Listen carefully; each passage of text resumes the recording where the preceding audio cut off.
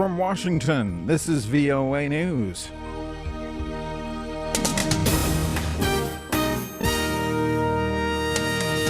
A new report says the German Chancellor's phone may have been bugged. A UN official suggests Iran should be part of a peace conference. I'm Vincent Bruce reporting from Washington. The U.S. National Security Agency reportedly may have bugged German Chancellor Angela Merkel's phone for more than 10 years. That's according to a news report Saturday by the German weekly Der Spiegel. Der Spiegel also cited a source in Ms. Merkel's office saying U.S. President Barack Obama apologized to the German leader when she called him this past Wednesday to seek clarification on the issue. A Merkel spokesman and the White House has declined comment. Germany is planning to send its intelligence chiefs to Washington in the coming days to seek answers on the spying allegations.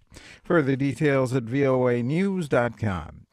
The UN Arab League envoy for Syria says Iran should be invited to a peace conference next month in Geneva.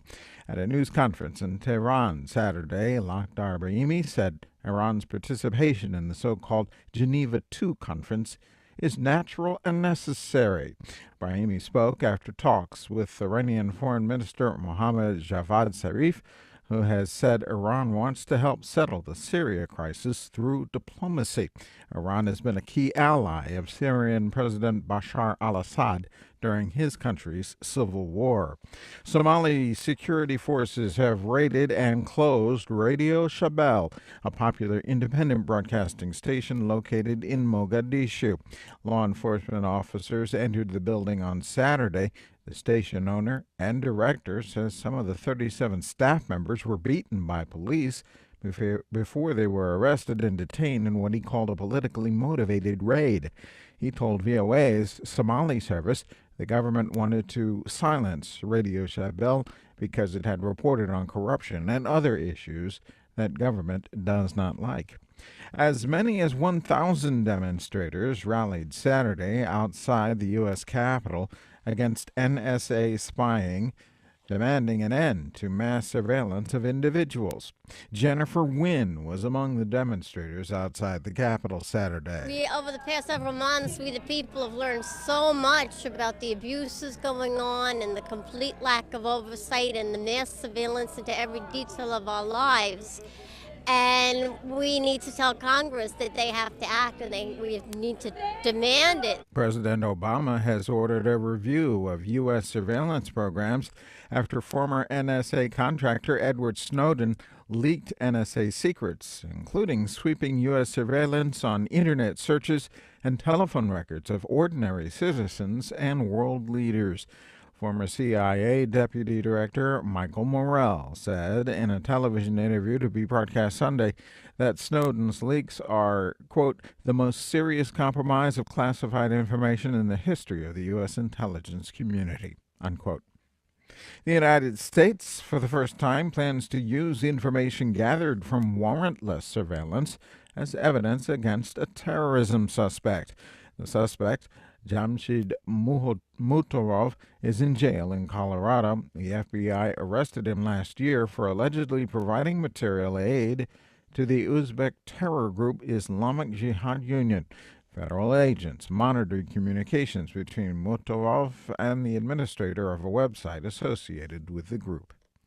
President Barack Obama says he hopes upcoming budget negotiations between Democrats and Republicans in Congress produce balanced solutions to fiscal problems while allowing investments needed for economic growth. Speaking at a technology high school in Brooklyn, New York, Mr. Obama reiterated his insistence that fiscal solutions must not come at the expense of investments in education and other areas of the economy. Right now, we need to all pull together. We need to work together to grow the economy, not shrink it, to create good jobs, not eliminate jobs. We've got to finish building a new foundation for shared and lasting prosperity so that everybody who works hard, everybody who studies hard at a school like this one or schools all across the country have a chance to get ahead. Results from Madagascar's presidential election held Friday are slowly coming in. By late Saturday, Election officials had released provisional results from about 2% of the country's more than 20,000 polling stations. 33 candidates are vying to be the country's next leader. Analysts are predicting no candidate will win enough votes to avoid a December runoff in the election. The Czech Republic's parliamentary election left no party with a majority Saturday, raising the prospect of lengthy negotiations to form a coalition government. And a number of women were behind the wheel driving Saudi Arabia Saturday. The actions were in protest against a ban on female drivers in the country. There are no laws banning women drivers.